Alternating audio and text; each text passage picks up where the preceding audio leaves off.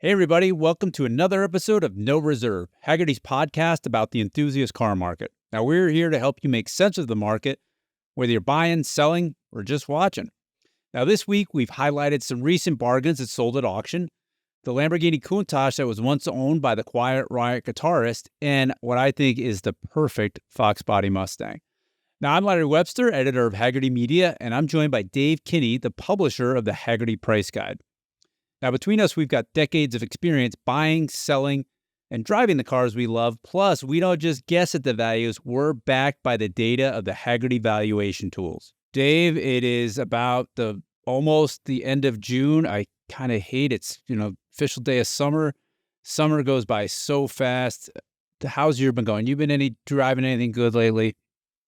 Yeah, I had my Ferrari out over the weekend, so that was nice. But the reason I had it out is because I have to get some miles on it so I can get the emissions inspection done. So I'm kind of on a secret mission to drive the thing like 15 miles, get the thing warmed up, do another cycle on it. Because what happened was I turned the battery off for a month and a half in the wintertime, and I really never got around to it to really putting any miles on it.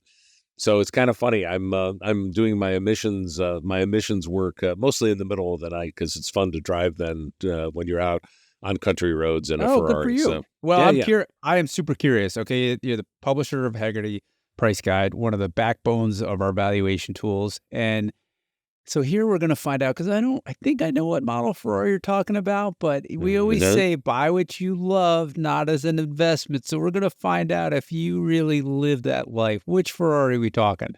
I have a 612 Scaglietti from 2005. Okay, so you put your money where your mouth is, right? Do you consider that a good investment?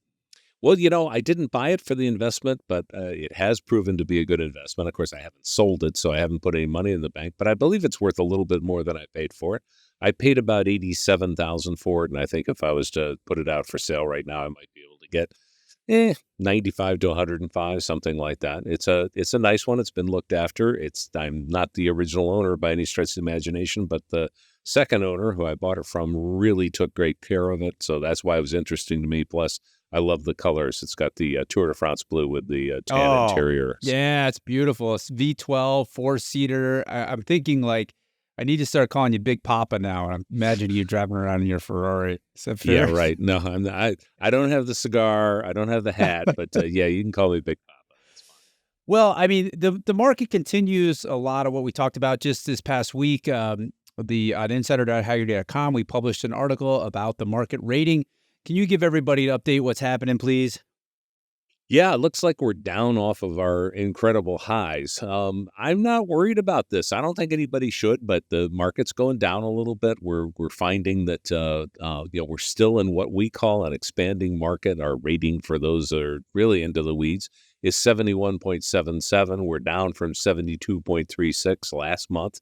And of course, this will be updated next month in July. We're talking into June here. But it's still an expanding market, but we're seeing some signs of a little bit of weakness. It's especially at the kind of the lower ends. Might say the end that you and I like to play at. I mean, if I could just dumb it down for me, the Hagerty market rating is basically like our version of the S&P 500. It's an index of the market made up of the values of cars, right? It's on a 0 to 100, right? Yeah, but it's not that. It's about sentiment coming from market makers. People are involved in the market.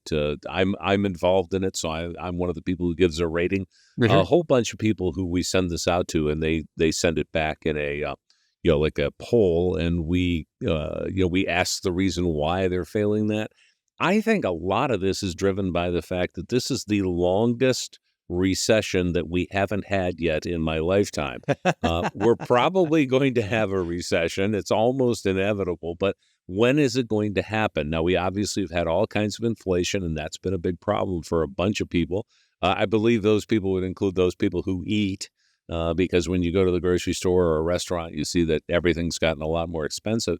But it hasn't dampened the enthusiasm in the marketplace for collector cars all that much. Yeah, it's pretty fascinating because, as you mentioned, the 71 it's still in the range that Hagerty calls an expanding market. So that means that the market is still going up, but at a slower rate than it was going up, let's say 8-12 months ago. Yeah.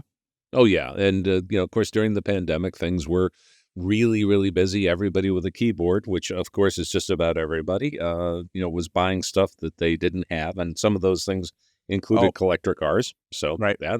So, a year or 2 years ago, when it was really crazy, that explains how an idiot like me made some money on a couple of Preludes, which, I mean, I always lose money in this deal. So this was like a first. Wow. Better Preludes than Quaaludes, I always say. So, so now, it's possible. A little trickier. trickier. It can happen. Yeah, but now it's a little bit trickier. I mean, the sort of price rise we saw that was like foregone. You bought something and 6 months later it was kind of worth more, especially if it was built after 1980 and it was somewhat interesting. That's really not so much a slam dunk anymore. No, there are very few slam dunks in the classic car world. There's plenty of slam dunks in the new car world. I just visited my local Ford dealer where I was having my F-150 serviced. I was looking at all the additional dealer markup on all the anything that I looked at that was anywhere near interesting carried, one of these additional markup stickers, which, I don't think that's necessary, and I don't think everybody pays it, but they're still trying. That's right. That's all I can say. So I guess, if we had a headline this, as we put in, the car market continues at a retreat. It's not in decline. It's not flat, but it's just cooling off a little bit. Yeah? Is that a good way to say? Market news, cooling a little bit, ho-hum, film at 11. Right. There's no running for the exits by any stretch of the imagination. Right. Well, I think that's a good segue into our first segment, which is our opening bid segment, where we look at past sales. And you put in something super interesting. I mean, talk about Big Papa. The first car you put in here is this 1986 Cadillac Fleetwood Brougham. Did I say that right? That is correct. That's from our friends at P-Car Market. It's listed sold at $8,000. Per pound. This is probably the best buy ever on P-Car Market because P-Car, concentrates on Porsches. So I was kind of surprised to see this here. When I saw it, I said, I got to follow this. This is out of Ridgefield, Washington. It's a Palm Springs car. So, I mean, we are not talking a rust monster here. And it's sold for $8,000. Now, the Hagerty price guide has these from $6,000 on the number 4 side, the kind of used up, all the way to the almost brand new at $32,000. So this was a steal all bargain. The way. Yeah, and we have 2 cars that are in this, in this kind of the next one as well. I just, Wait, Dave. I see. Like, you're so emotional. You're at a loss for words for this car. I don't blame you. Yeah, I know. Right? Because it's room for you and 7 of your friends. I mean, one in the trunk, but it's great. This was like a holdover Cadillac, right? You remember the 80s? They even had like the version of the Cimarron, which is a version of the Cavalier. They were trying to downsize everything, but this Brougham survived. And in 86, it had the 5-liter 302 V8. It had a lot of modern amenities, but it was still this monster long rear drive classic. I know it's the stereotype, but you can't avoid it. Mobster caddy. And this one's black. I mean, it hit every button. Hey, this has the creds because it apparently appeared in a FX television series, American Horror Story, American Crime Story. I mean, come on, Larry. This thing is writing checks that it can cash. Black leather interior. No cloth here. Black leather. I can smell it from here just looking at the photos. And I agree with you. For $8,000, I mean, it's one of those where I'm like, this is not a bad used car for $8,000, right? It's going to run and get you places. I don't know what else you get for $8,000. So these bargains, I think what you're saying here, and you're going to do it again in the next one, you've really been on bargain hunting. These things still exist for a lot of car with a lot of character, yeah? Yeah, and I think part of it is this was kind of a fish out of water on the P-Car market. Oh, wait. Interesting. So you're saying where you sell your car is important. Oh, yeah. The theory behind radio and television is something called broadcasting. Well, broadcasting, believe it or not, is an agricultural term. When people would plant seeds, they could plant them individually or they could broadcast. So P-car market is kind of planting seeds individually. And if you're broadcasting, you might have wanted to put this on maybe Bring a Trailer or the Hagerty Marketplace or something like that. Now, I don't know how many hits and people interested in it, but let's put it this way. I think this was a stone solid buy for 1986. That's a really good point. I think on the Hagerty Marketplace, with our broad audience and a lot of American car fans, this would have done much better than on a place that's really known for selling Porsches, which is why it's called P-Car. That's super interesting. Yeah, I wonder why that happened. But somebody got lucky, and next time you see something like this, Dave, I hope you'll call me before it bids. We'll just buy it and have some fun, and I think you could flip this thing pretty successfully. I'm sure you could. And the other part of that is that, we're all going to Monterey in August. So we needed a rent-a-car. My rent-a-car is basically, the cost of a house from 1970s.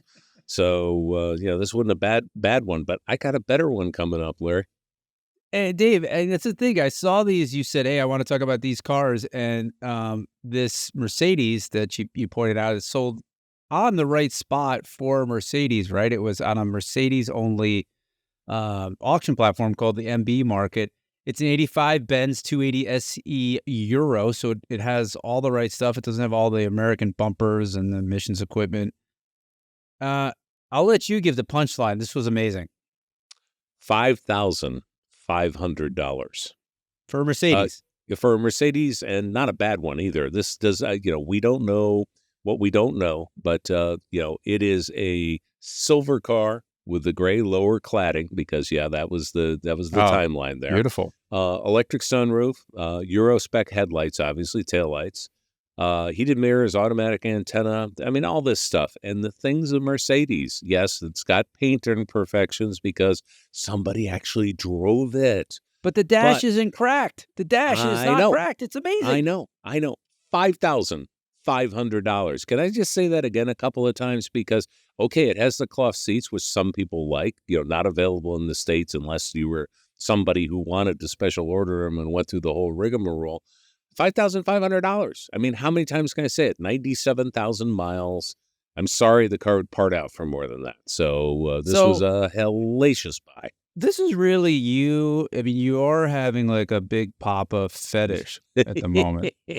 Right? You're highlighting these like big cruiser sedans. These really are not like, they have no sporting intention, right? This was the executive model that Mercedes made that you more often rode in the back than drove. Yeah. It's a monster. Well, I don't know about that. This is a driver's car. It does not have driver's car. Yeah, our definition of driver's car might be different. Okay. Well, it's not sporty. Hollywood, Manhattan, a lot of places were full with the brethren of this car. They wouldn't necessarily be the Euro model, although that was, a big part of the marketplace in the 1980s. But the U.S. version of this, you would see absolutely everywhere. Every accountant, every lawyer, every doctor had one. Every real estate, and especially your area, Washington, D.C., had one of these. Yeah. Oh, yeah. Absolutely. Yeah. They have two or three. And they might add a diesel. And this doesn't have the diesel, so it actually has some pickup. Yeah, exactly. It's funny. The cloth seats, I like that because leather of this age tends to get really old looking and cracky. Some people like that patina, but I like that these had cloth seats. They look a little fresher to me. Yeah, and of course, the old leather can have what we call an interesting smell to it too. So I'd take this car. I'd take this car in a minute. This is a good example of I sometimes pitch to my friends. Like they go on vacations, and I'm like, okay, let's add this up. You're gonna spend probably $1,000 on a plane ticket. You're gonna spend whatever it all adds up, $3,000 to $5,000 a week. Hey, listen, we're going to buy this Mercedes. We're all going to fly out to LA, and then we're going to drive it home to Detroit. I mean, dirt cheap adventure for $5,500. Yeah, but you got to be ready for the $4,000 transmission repair possibility. So, Yeah, you can always leave it in Omaha, at the airport, and just grab a flight home. Take the plates off, and the Omaha parking company will be able to part it out and make a lot more money than they could for parking. So, Well, but yeah, no, I just appreciate your finding that there's a lot of really great fun cars for not a lot of money. It's hard to get hurt for $5,500. Like the car is probably always going to be worth somewhere around there, and it's a lot of fun for that money. So thank you, Dave. I appreciate that. There's one thing you also put in we want to revisit, and it's this really special Lamborghini that was sold on Bring a Trailer. Tell everybody about it, please. All right, ex-Geneva Motor Show. We talked about this a couple of weeks ago. 82 Lamborghini Countach LP500. It's listed as LP500S, listed as a project, so it has needs. So things need to be done with it. It was owned bought new by the lead guitarist of Quiet Riot. So it has, celebrity, quote unquote, background. But it has lots of needs. You tell them what it sold for. It's sold for $563,000, and I think this is a bargain. I really do. I mean, the Quiet Riot guitarist had it for 35 years. Mm-hmm. Yep, it's got a lot of like just sitting neglect stuff, totally. But there's a lot to like about this car. Number one, we talked about that I still think it'll clean up really well, and it would be a great driver quality, great conversation starter, something you can use. Second thing is being the Geneva show car.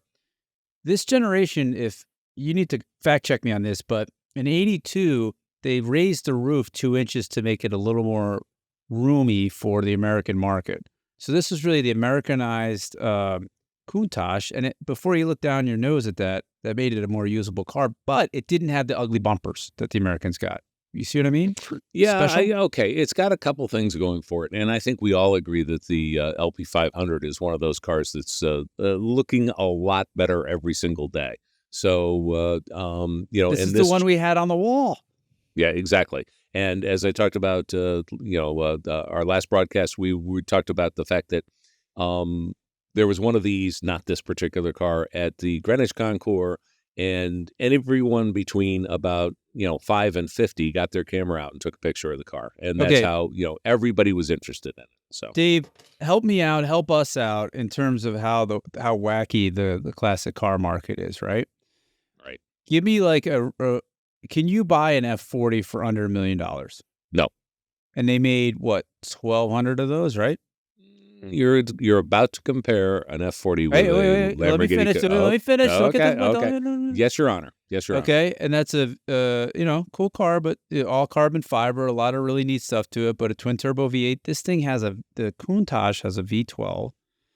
They started making them in 1975. I think they ended in 92. They only made 2,000 total over that entire run, and they're all kind of different. V12, it's the poster child of anyone who was born from, let's say, 1970 on.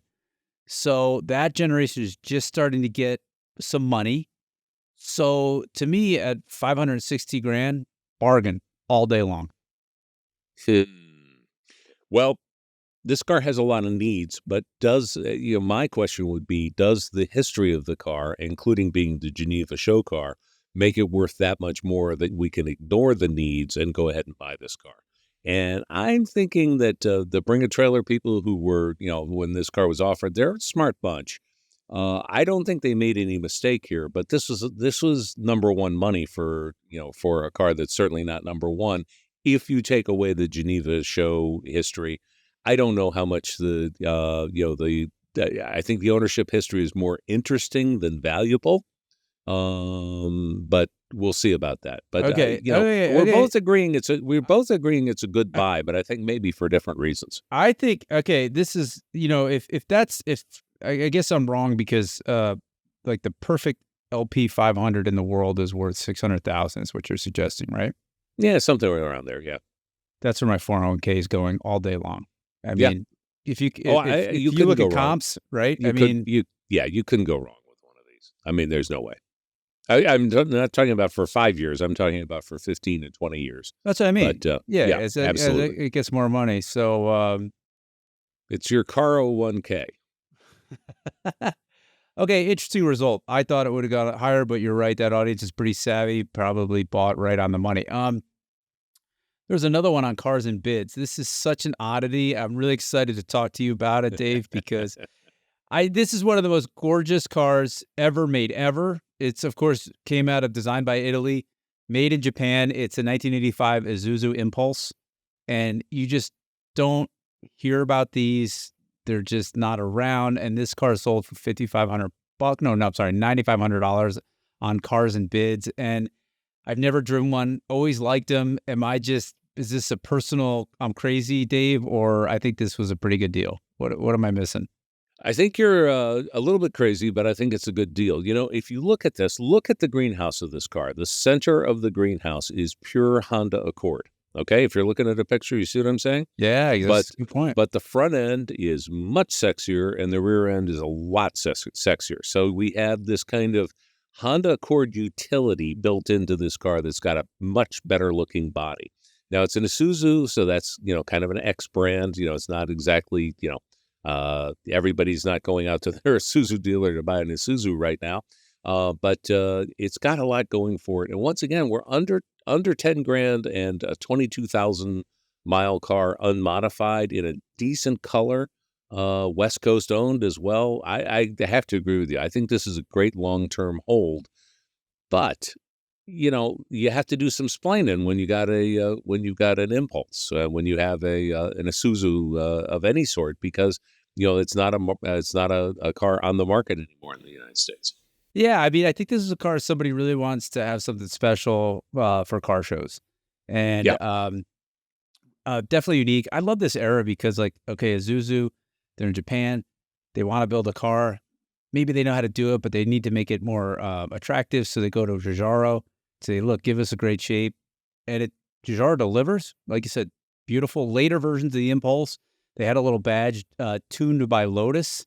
And they had the suspension done by Lotus, so they had this sort of like best of the world in this small economy car.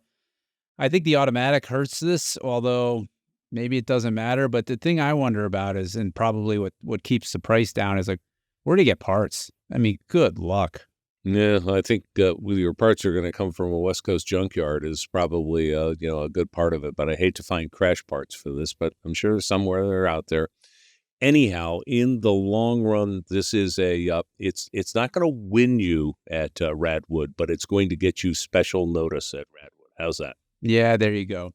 Well, great. A lot of fun stuff that's just sold. Let's move on to our next segment called Kicking Tires. This is where we discuss stuff that's presently for sale, either at auctions or just in classifieds. And there's one that really caught your eye, and you're going to have to explain this to the audience because it's way over my head. Okay, so it's a 55 Rolls-Royce Silver Dawn. We call them sedans, they call them saloon. It's a very small car. This is an R-Type. If it was a Bentley, it would be an R-Type or a Mark 6. This happens to be the last one built. This is claimed to be alloy coachwork, aluminum or aluminium if we're in England. And I don't know about that. If it is, it makes it a lot more exciting, but it's not a very exciting car. So we have a car that has been very, very much in the weeds in terms of pricing. For the standard steel models of these, we've seen them sell for $35,000 and $45,000 and those sorts of things. We have it in the price guide from $40K up to about 90, well, somewhere in the mid 90s. Probably dropping next time we go to update the price guide. It's not going up. But this is a hell of a lot of car if the car gets out without a lot of people noticing. It's a U.S. spec car. It's left-hand drive. It was the last one made, and apparently it's the only lightweight Silver Dawn by H.J. Muller. So aluminum coachwork. It's got a lot going for it, but then again, we have that question, who cares? I care. Yeah. A lot of my friends care, but it's not the flavor of the week right now.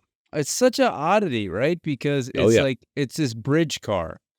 Just looking at the driver's perch, the way that the steering wheel is and the entry to it has a very 30s look to it. And then the upright grille, the fenders are very pronounced. The way that the engine cover is hinged at the middle.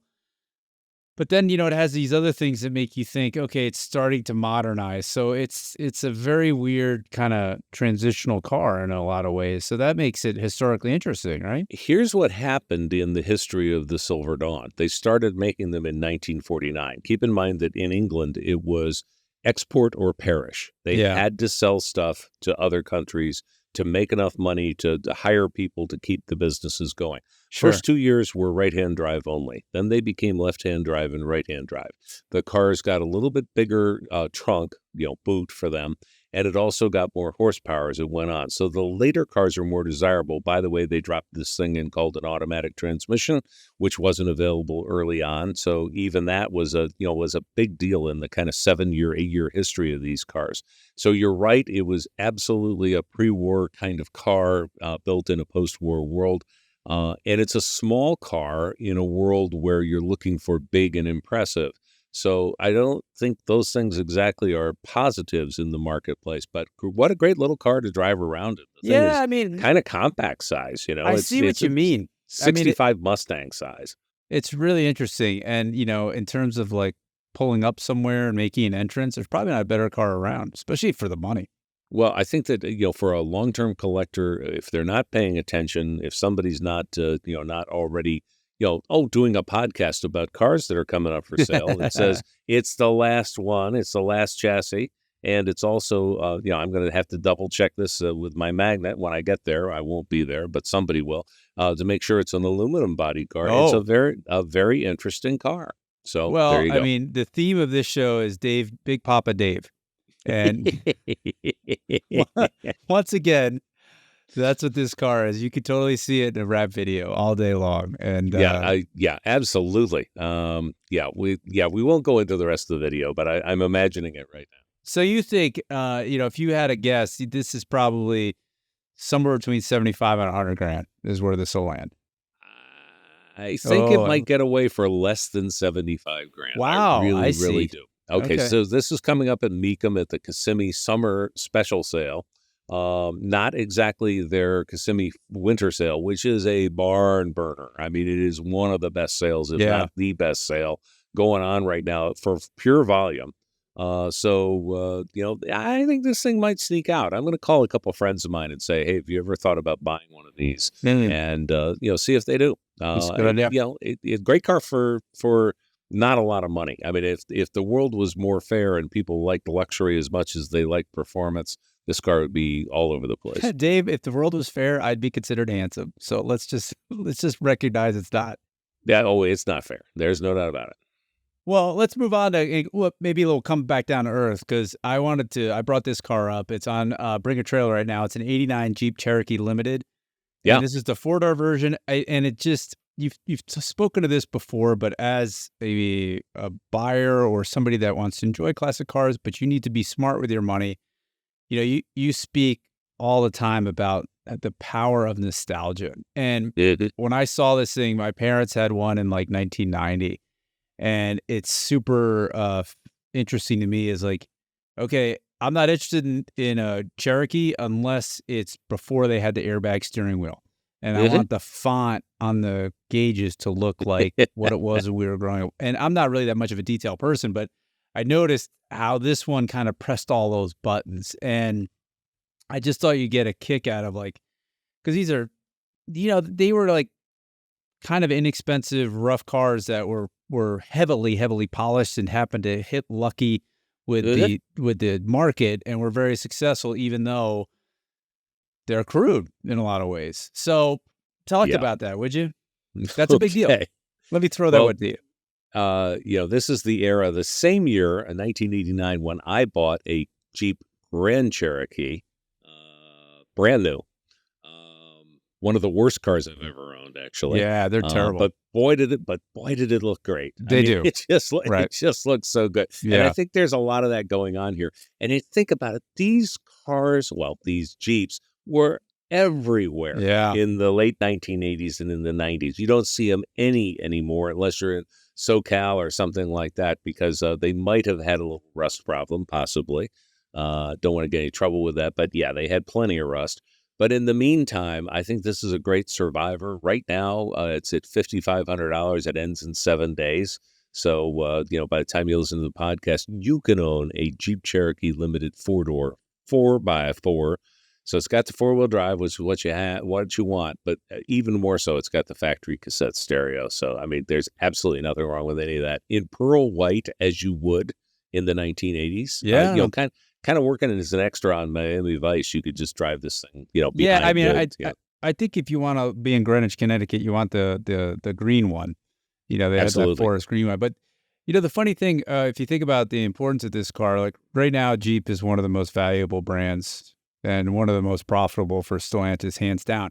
And it was really this car that brought it from a niche to more of a mainstream. So this car, number one, super important. Number two, they're really kind of fun time capsules because they're so narrow and the head toss is atrocious. Like you riding these things, you're like wop, wop, going side to side. But the fun thing was this is what, maybe you know a name for this. The domestic cars were really good in, let's say, the late 80s, around this time period, where they would tune the throttle linkage. So what this means is, let's say you pressed only the gas pedal a quarter of the way of the travel, but it would actually open the butterfly at the engine half or more. So you just touch it, it'd be like, whoa, this thing's a monster. It's so fast. You combine that with the 4-liter straight six that had a lot of great low end torque. These things were quick. I don't know if you remember driving them. They're super fun. Yeah, you're right, and they were quick, and I think that was what was missing in the 1970s was quick. Yeah.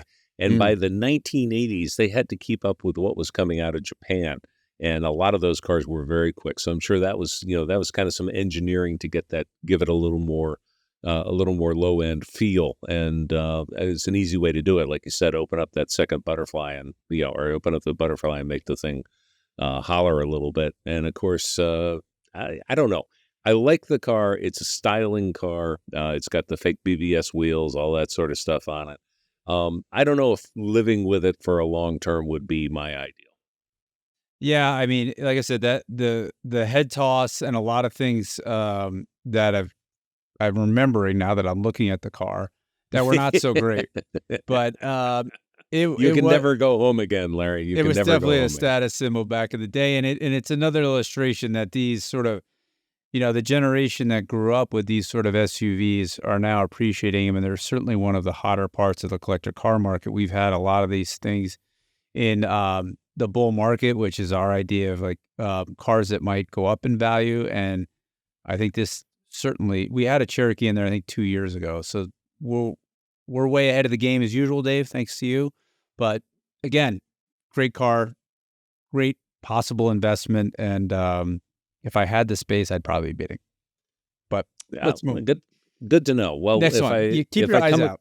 If I come across one, I'll definitely text you right away and let you know. So now, here's one. Tell us about the next one. Yeah. All right. This one's on the Hagerty Marketplace. It's a 7,200 mile 84 Mustang 5.0 GT convertible. Silver, not my favorite color for this car, but that's my own personal taste. Black interior, black top. And 7,200 miles, which is like really, really legit low miles. It's also a multiple award-winning Mustang GT, MCA Mustang Club of America Grand National Gold in 2013, unrestored platinum in 2013. I mean, this thing's got some creds going on. I would have paid to have better photos done. His loss, your gain. You should go take a look at this. I don't know what it's going to sell for. It's an auction and there's 13 days left. But if you're looking for a Mustang, you could do a lot worse than get one of these early GTs. This one's amazing. I mean, what a time capsule. Yep. I have an 85 GT hardtop. So, I've sort of been shopping for these cars, and I think my theory is that when it was a convertible model, they were more likely to be stored in a garage and not driven that often. And that's why, this one is so incredibly well preserved. Do you think that's fair? I think that's fair. This is a Southern car, so I don't think we have to worry too much about rust on this one. Right. I'm surprised that we don't have more people paying attention to it because it's been on for a day now. So, but it's got plenty of time left. These early Fox bodies, it was such a great generation. I remember this is the time when the Mustang as a sporting machine was celebrated as a better machine than the Camaro by almost every automotive magazine. Right. So you drive these things, they are very crude, but they're also pretty light and nimble and small, and a lot more fun than you would think for a car that's this old. I see what you mean why you picked it. This is a special car that hopefully the audience will understand it and bid appropriately. I don't know. I have no sense of the values of these things. What's something like this go for? That's a hard one to say. I think our book tops out in the high 30s. The Hagerty price guide tops out at the high 30s at this. I could argue that this car would be worth every bit of that and possibly more. Still has the window sticker on the driver's window. I mean, this car is, as they say, in the wrapper, with 7,000 miles on it. Like I said, I would have taken different pictures. I would have, found a nice looking parking lot and, done a little bit better job on that. That's up to the person who puts it in there. That's another thing. But I think it could look a lot better if it was in a different setting. Yeah, I'd be so curious to drive it because my car has 50,000 miles. It's a coupe, and it's so rattly, and all the interior squeaks. At one point, I wrote an article about it, and I said, "Yeah, the build quality is pretty bad." Holy schmoly, did the Mustang crowd get on my... I don't know what you're talking about. Mine's totally great. I'm like, wait, say what? We're not allowed to say these things in 1984 where, nobody had great build quality back then? Yeah, Trust exactly. me. I mean, it was just the way it was. I mean, that's part of the appeal of these things. So I got a theory about convertibles, and we've been writing about this on Insider. Does a convertible version increase the value or decrease it or flat, Dave? It used to be an absolute when the top goes down, the value goes up. It's not so much true anymore. It is for most collectible cars because, people want them for the summertime usage. A lot of these cars, will be garaged over the winter time. And so they want it with the, the top down, the possibility of the, trip to the beach or to the lake or something like that. It brings back a lot of memories of, a fun time. So a lot of the times, I think most of the time, actually, in collector cars, the convertibles are worth more. Now, structural integrity, if you're going to rally the car, is a completely different situation. So that's why you'll find Porsches of almost every age sell for more when they've got a coupe body than a convertible body, with some big exceptions. Please don't write, don't call. But I think this is probably worth more than the GT with the hardtop with the fastback. Totally. What a fun time capsule. The window stick is hysterical, right? It has speed control, and it points out fingertip because you. And one of the features is it has a console. Cars didn't always have center consoles back then, right? They just had carpet. There's some guy in Dearborn right now looking at those things, bringing his grandson along, saying, "See that fingertip there? That was my word. I put that on that window sticker. What do you think?" It's like, yeah, that was your mark on the Ford Motor Company. It's totally fun. So, well, Dave, I mean, a lot of great action, a lot of great bargains out there. So I hope everybody's having fun shopping. Anything else you want to add for the audience before we part ways? Yeah, it's summertime. Get out and drive. Number one, we've been talking about this for a long time. Get kids interested in your car. If you go to a Cars and Coffee or car show, I say, unless your car is so super special that you can't stand it, take that "Don't touch my car" sign off. And when somebody comes by and wants to look at your car, open the door, let them sit in the seat.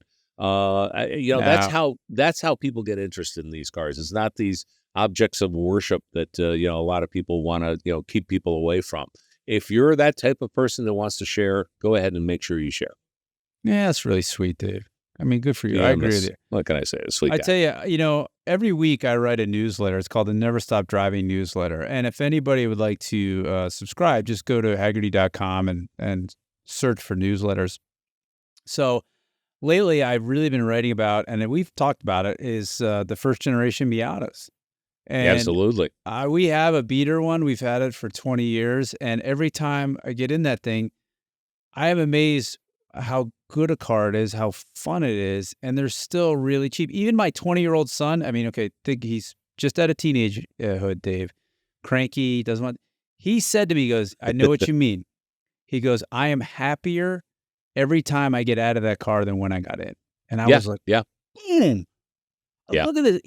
That is the perfect distillation of first-generation Miatas, and they're still not that expensive. I mean, one thing we will always have in common, Larry, is our love of Miatas. Now, I'm a big guy, and I don't fit well in a Miata. I look just like a weeble when I get in there. I get it, but here's the thing: it is a great car, and you can enter at any price level you want. I mean, just any price level you want. You can buy them for under $5,000. You can buy them for 5 times that, and they can be great buys for $5,000 and great buys for $20,000. So what the hell? Yeah, I think ours is pretty ratty, but they're really durable. They're very easy to work on. There's tons of parts, tons of support. So they do have this reputation as being not a very masculine car. But I'm just putting it out there, Dave. If you could find me a silver NA with the I need power steering and low miles, I'm willing to pay top dollar. I think that's the car to have until you die, all day. I really do. That's my message for you. I don't disagree with you. I think the joke is that the best British sports car of all time is the Mazda Miata, which was not made in Britain because they did it right. It doesn't break, all this sort of stuff. Well, I love British sports cars, so I'm not going to necessarily agree with that, but it is the British sports car done right and with newer technology. And what's wrong with that? There's just nothing wrong with that. Yeah, they're very boring. Everybody says, the answer is always Miata. It is. It's that way for a reason. So, Dave, if you see a nice silver one, would you keep me in mind, please? I'll snap some pics and just send them to you with the price. How's that? Well, there you go. Well, thank you, Dave. It's super interesting. Thank you, everybody, for listening. We will catch you next time on No Reserve. Take care.